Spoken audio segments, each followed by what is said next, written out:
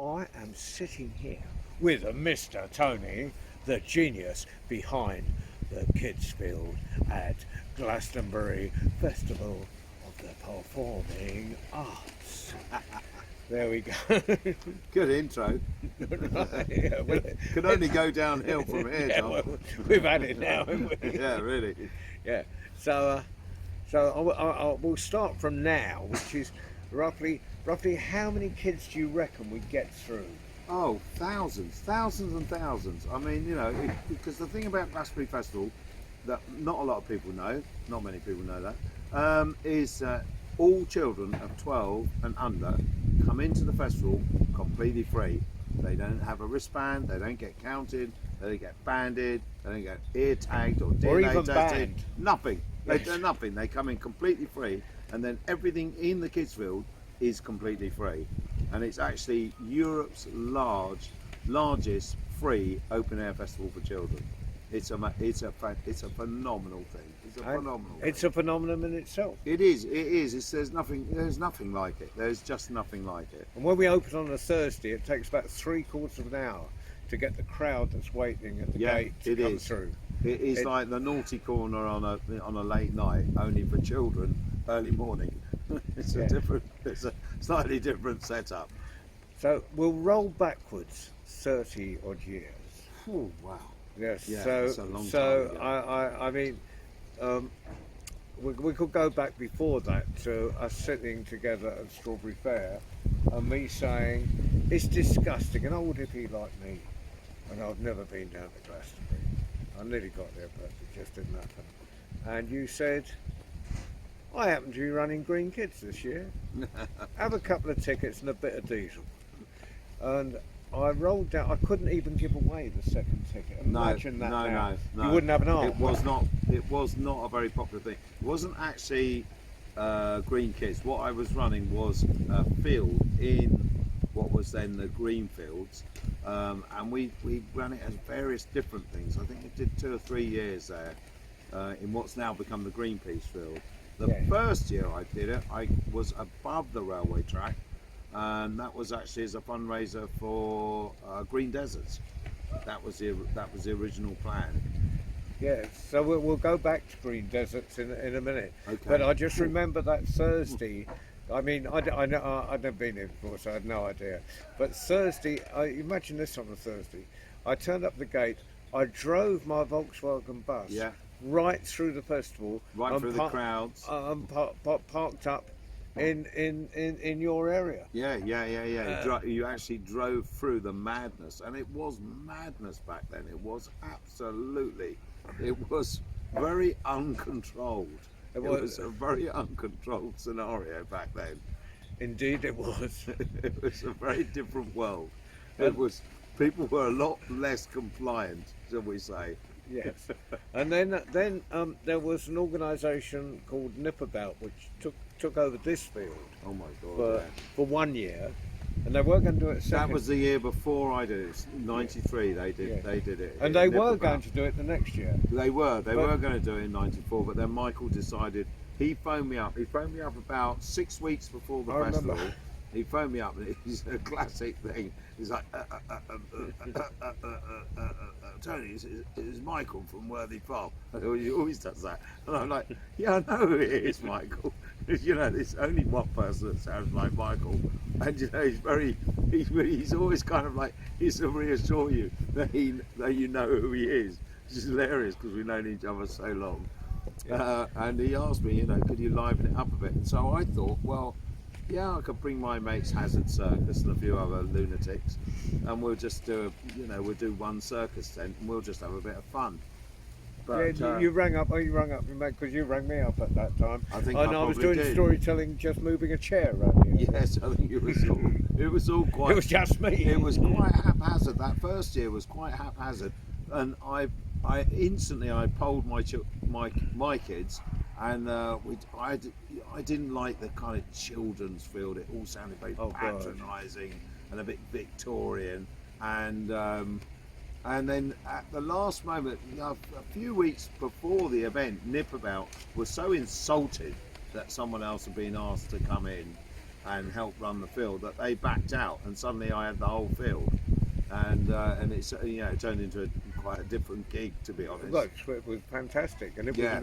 it was the beginning of this. There'd been It was. there'd been children or Kidsfield, but it There'd was been a children's area from the beginning, because Arabella Churchill, who was really the founder of what we know as Glastonbury Festival, she put up the money for the first real Glastonbury Festival, the one after the first one that Michael did at Pilton Park.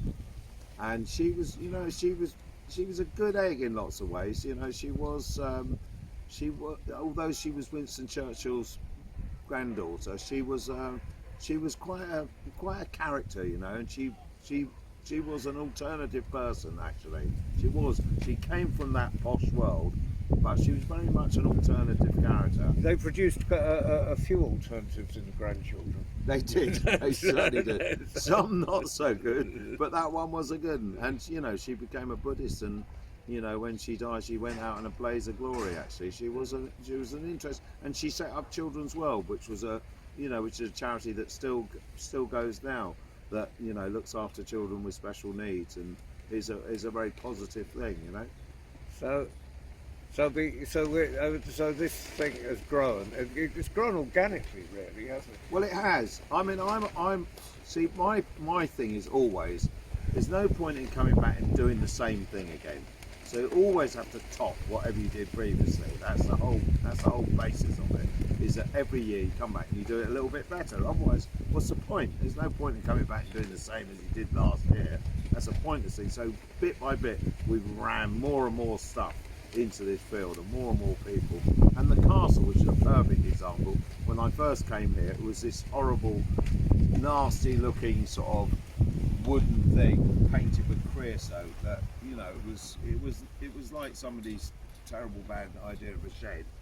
And bit by bit we painted it, and every year we add a little bit to it. Every year we add another tower, another thing, another set of stairs. It's a kind of, and I always see that as, when all the tide goes out, everything's gone away. This is like the only thing left that's of real great colour and beauty. And I always think of it's like the flotsam on the sort of, when the tide goes out, every year it comes in a little bit further, and every year it goes out and leaves a little bit more on the foreshore, And that's my my take on it. Well, yeah, and that sort of organic growth comes from, I mean, your background really is not either bureaucratic or Rational or normal. Or normal, yes. I mean, I probably knew you well, Ruffin, really. I got. Yeah, that's probably when you first in the German Ruffin fairs with the Ukrainian mountain. The Tibetan-Ukrainian mountain trip, which was an astounding and amazing anarcho-syndicalist moving community. I don't know how else to. It was a kind of the British version of the Merry Pranksters. Really. Indeed, it was. We were very inspired by Ken Kesey because he was a great man. He was there was some brilliant people. That's the thing, is you have to follow the thread of all these. We didn't just sort of pop out just now. We're all kind of standing on the shoulders, and all these people that have come before us. It's like people talk about festivals as if they're something new. It's like, come on, Far From the Madding Crowd, Midsummer's Dream. People have been doing this shit for years and years. People gather in a field, get a bit mad on cider or grog and dance around. It's been happening since the beginning of time. God, Stonehenge, for Christ's sake. It was like, what was always used to say, that's what used to annoy me in the 80s when it wasn't very fashionable, and they'd all say, oh, well, Woodstock was a long time ago, and it's like, well, who do you think built Stonehenge? They were having fun. These people were having fun. Go to Karnak and look how much fun they were having. So this is nothing new, and it's a normal thing that people want to gather together and have fun in a field. Well, take the East Anglian Fairs, which we were both part of. Yeah, Albion, Presidic Albion. And but right through, not just the Albion, but all their little babies, and a lot of those Windsor, those hung on, developed from. it was kind of like two worlds colliding. There was all the people moved up from London, had been in the Hackney movement. If you listen to one set of documentaries, you think it was all about them. Yeah, and then yeah, you of listen course, to of another course, lot, and then of course. it was an extension of the old Gypsy horse fairs. Of course it was. And sometimes in the same place. Yeah, on the same absolutely. dates. Absolutely, and that is the thing. People always want to gather together and have fun, to be all as one, on the same level. Nobody's special, nobody's important. Everybody's just getting together and having some fun, being human, being humans. That's the baseline. Yeah, and in most countries, it's accepted as normal. It is. I think that it's kind of that puritanical thread that runs through. But Well, yeah. if you look at town squares everywhere, the people gather on them. Of course they do. And but a town square here, if the young people gather, they drive them out because Oh my God, because it's an awful thing. it's about selling stuff. It's about Virgin Records or Boots or something. Well, we live in a feudal medieval system, don't we? We've got a king and a queen and lords and ladies and dukes and barons and duchesses. Look, there's another dragon flying overhead. Is that a unicorn on the high street? Do you know what I mean? We haven't moved on for a long time. Sorry about this. Yes, We need to move on. That's the point. But the ironic thing is that there's some of those old aristocrats,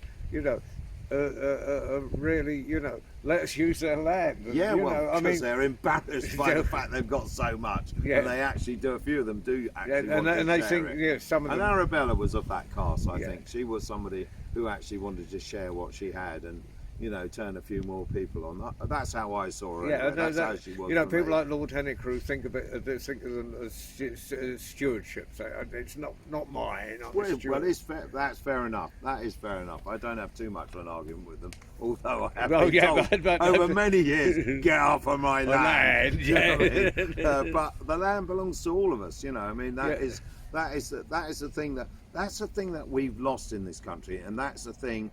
Where the French had a revolution and carried on, free, liberty, equality, and fraternity. That's something that we have lost, and I feel young people have really lost that feeling that they have an absolute right to be here. That they're not, they shouldn't have to pay $1 or whatever. You have a right to be here. You're a human being. You're born on this planet. This planet belongs to all of us. Just because people are carved up a bit and Yeah. put But it on a piece of I paper love and put what's a stamp happening. on it. It means bugger all to me. The land's for all of us, and it will be there long after those people have, Well, passed along. they will be passing it to dust, and Exactly. we'll still be partying, And our ancestors hopefully will be passing for us. Yes, well, yeah. I mean, by we, I'm thinking, like the people that are coming. Yeah, And- absolutely, and, absolutely.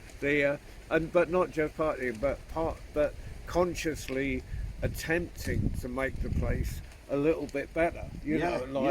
It's, you this life is supposed to be fun. It's not just about paying taxes, paying your mortgage, paying your council tax, going to work. It's actually, we're supposed to be here to have an experience and have a bit of fun. Yeah, you have to do a bit of work to pay the man and all the rest of it. But this life should be fun. It shouldn't be all just about, filling in, digits and paying a bit and being paid per hour, blah blah blah. That is not what life is about. But I think the wonderful thing about Glastonbury, and there's a lot of criticism about what's happening, and Of things, course, and of we will get our uncomfortable moments with it. But, Evolution's a slow process, John. That's what I say. But in the end, we provide, like a lot of the people come here are slogging their guts out all year, and they can pay for one thing through Yeah. the year. Yeah, We're yeah. lucky. I mean, I do 12 festivals, 16 festivals a year. How Of course, what of a course. privilege is that? But but these poor people are they're working their guts out. They can afford one festival. We provide a window to another possibility. Absolutely. We're basically, festivals kind of pioneer the future. They pioneer future living because here we are, 220,000 people. Well, nobody's actually controlling us. 220,000 people are here having a great time. There's a few policemen and a few security, but I think there were 30 arrests out of 220,000 people. There were 30 arrests. You know, I mean, that's astounding. You couldn't normally imagine that all these people were drinking all day and taking other things, possibly. Not that I would condone that sort of behaviour, but you know, and they're all getting along. Everybody's having a bloody good time. There were no problems. There wasn't any hustle. You couldn't have a football match with 220,000 people, and there would be mayhem. Even on the most bonkers years, you know, there's been a few. There's been a few of those. I remember listening to the Chief Constable of Somerset, bless her heart, and you know, there'd been a shooting that year in front of the main stage. I remember it well. And and there was a few other things. She said, "Look, it's a city of." Well, at that point, there was even more people. That quarter of a million. No one was really counting. Yeah. It was hard to count. They were leaping over the fence so fast. And it come down. That's how I get to sleep now. I imagine people leaping over fences. If you're giving up on sheep. And she pointed out, on any city of a quarter of a million people, there'd be a few unpredicted births. There'd be a few pregnancies. There's been a few here. Yes. Even the Archers had a baby here, you know, once upon a time. Yeah, an everyday story of country folk. It's yeah, and of course there was a child born in this field 35 years ago, who comes back every year. Comes back to man the trampolines. Well, yeah. my granddaughter, who comes down with me every year, was here a month before she was born, so she sort of. And my own daughter, who was born on this bus, was here at 3 months. Yeah. She was born. She was here at 3 months old. And now they're your left and right arm. Yeah, they certainly are. Yeah, you know, absolutely. Well, that's the whole point. There, going back to the why we do, yeah. That's the whole point of the Kidzfield. The kids are the future. There's no, you know, it's all well, Greenpeace and Water Aid and all these people saving the planet. But we're saving it for the future. We're saving it for these children here now, who, you know, that's the whole point, and that's the point of the Kidzfield. The Kidzfield is here to inspire children, one way or another, to inspire people, either through the music academy, or through make and do, or through shows, or all the things of the circus skills, different rides. It's all about it. That's what it's about. It's about inspiring the next generation. And we don't stand still. No, never. I mean, never. I think I brought George down, or told him to get in touch with you, and he arrived here with a pram that he nicked out of my garden, and a couple of bongos, and a couple of drums. What do you call it? Pram sample. Yeah. That has moved on a lot. Now we've managed to persuade Roland, this massive company, with no advertising and basically we give them nothing. And they've come down, they bought all this equipment, set up a huge tent full of electronic drum kits, and there's hundreds of kids drumming away all weekend. You know, fantastic. And like I said, I mean, they were quite keen to get advertising and billing and all the rest of it. I said to them, hang on a minute, mate. Across every stage, there's someone playing one of your keyboards with Roland written across it. You don't have much more advertising than that.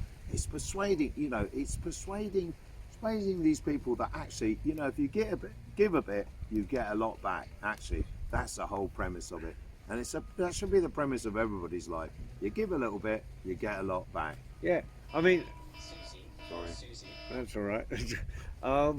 That shows we're live. We are certainly live and direct. We are definitely live. Yeah, I mean, even my own grandchildren this year are thinking about, you know, next year I'm going to get a book. I'm going to dress up as a book to walk around to tell people about the, you know, they're coming to ideas. My other ones think, you know, putting a children's show together, and well, that is the thing. Having done it for 30 years, so what I've seen here is literally seeing people come here pregnant, have their children grow up here, their children meet other children, they come back next year with their own children. So I've seen that revolve, and I've also seen kids in the music academy learn an instrument and then go on to headline a main stage. We have done that. We are, you know, and out there in the big festival land, running stages, running bars, running all sorts of things, are kids who grow up in the Kidzfield. You know, people who messed around in the sandpit 30 years ago and come up to me and go, "You don't remember me, but I was here 30 years in the sandpit." You know, it's a magical thing. We've got one girl. She doesn't come. Well, she came in for one story, but she used to come year after year after year. Now she's sort of probably like 18, 19, running around with a boyfriend and everything. But you know, she sort of pops in and says hello. And there's loads. Every area has got those people that come back to the same area. The joy for me, as now an older man, with lots of my friends and people who are involved who've popped off, gone to the other place or no place or wherever, gone out into the great ether, and that's quite sadness to me. We lost a lovely man, Henry, this year, who used to run Circus Burlesque. But their kids are here, or their grandkids, or even their great-grandkids, and that's a beauty for me. Although, you know, you see these people pass on, oh, somebody's just had a newborn baby, and off we go again. Do you know what I mean? Yeah. It's a never-ending story. It is a Somebody should perpetual. make a film like that. Yes, and I think that's a really good point to. There's Mr. Tony here needs to take. He loves this word, anarcho-syndicalism, where we all take responsibility. So I for explain that ourselves. really simply. So the whole point is, as an anarchist, you take full responsibility for all your actions and everything that stems from your action. You take responsibility for that, which you should do anyway. And then as someone that does that, you can join with other people who do the same thing, and that's called syndicalisation. And so we run the Kidzfield on the basis of anarcho-syndicalism. Nobody's the boss, nobody's in charge. That's why I prefer to be called Mr. Tony, Mr. John, Mr. George, all and Mrs. George and Miss Emma and all the rest of it. But we don't really use surnames because we're all equal. Nobody's the boss of anybody.